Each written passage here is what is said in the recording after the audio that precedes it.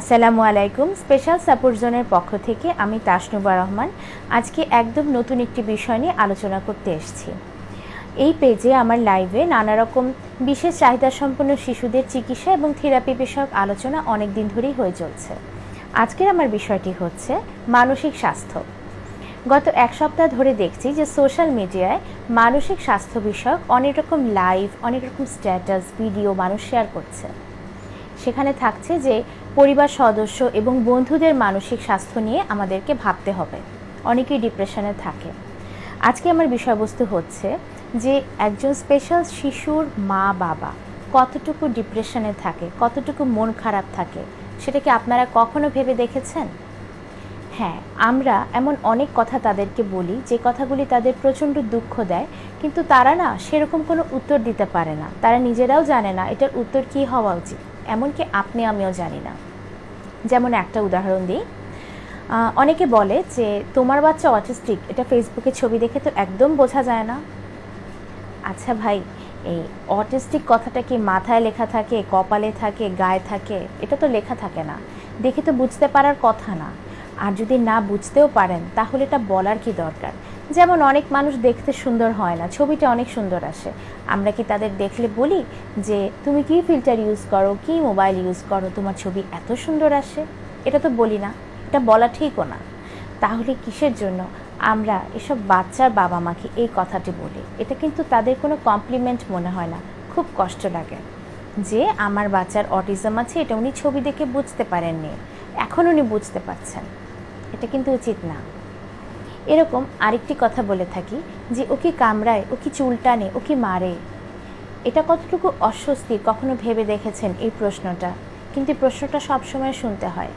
তারপরে যদি শুনে যে না এরকম করে না, তখন বলে বাহ খুব ভালো তো, এরকম করে না।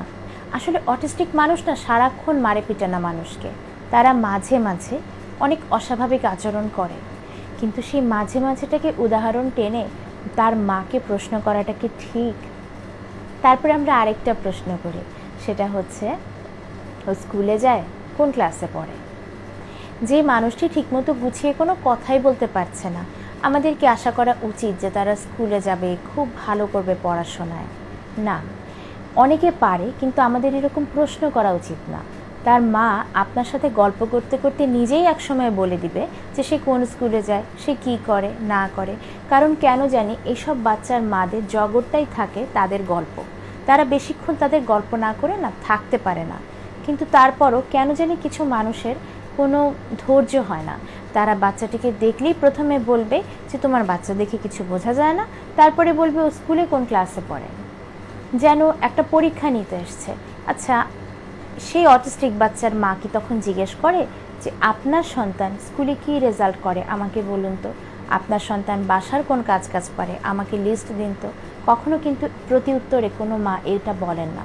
তিনি অনেক অস্বস্তি বোধ করেন, কেউ কেউ লজ্জার সাথে বলে, কেউ কেউ আবার বিষয়টিকে পাত্তা দেয় না।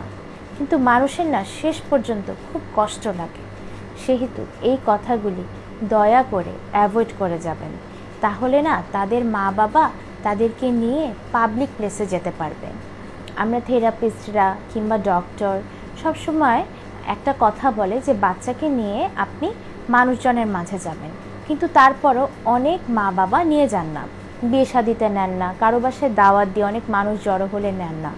আমরা মনে করি যে তার মা কেন তাকে আনেনি, ডাক্তার তো বলেছে আনতে, সে কেন আনেনি? আসলে না, তার আনতে অনেক ইচ্ছা করে। কোনো মার, কোনো বাবার ইচ্ছা করে না যে আমি আমার সন্তানকে বাসায় রেখে একা একা বেড়াতে চাই, সবার ইচ্ছা করে। কিন্তু সেই সন্তানকে নিয়ে যাওয়ার পরিবেশটা না আমরাই দিতে পারি না। আমরা তাদের এমন প্রশ্ন করি, এমন হাঁ করে তাদের বাচ্চার দিকে তাকায় থাকি যে এই তাকিয়ে থাকা দেখে মানুষ এত লজ্জা পায়, অস্বস্তি বোধ করে যে অনেকে তার বাচ্চাটিকে বাসা থেকে সহজে বের করতে চায় না। আমাদের তাহলে উচিত এরকম বাচ্চা যদি পথে ঘাটে মার্কেটে কোথাও দেখি, তার দিকে না বেশি তাকাবেন না, অ্যাভয়েড করে যাবেন। একটা সাধারণ বাচ্চা দেখলে যেরকম একবার তাকিয়ে দ্বিতীয়বার না তাকাই, ঠিক সেই আচরণটাই করতে হবে।